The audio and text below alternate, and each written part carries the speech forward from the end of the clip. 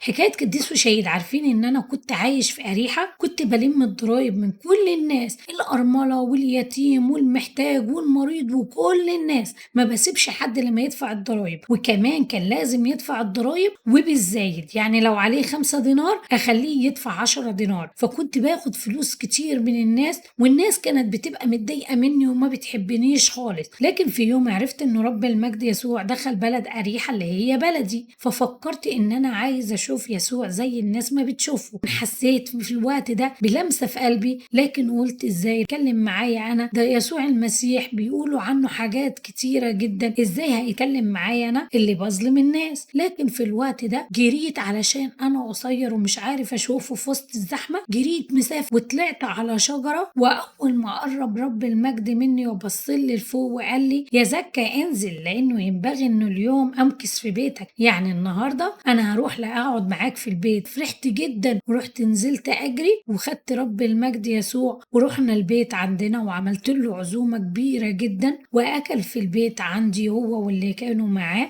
وكنت مبسوط جدا إني شفت رب المجد يسوع، وقلت له يا رب أنا نص أموالي هعطيها للفقراء والمحتاجين، والنص التاني لأني أنا ظلمت ناس كتير، النص التاني كل اللي أنا ظلمته هديله 4 أضعاف. وفرح رب المجد بيا جدا، وأنا فرحت إن أنا شفته واتكلمت معاه. ودي كانت قصة زكا العشار، وبركة رب المجد تكون معانا، ولربنا المجد الدائم إلى الأبد آمين.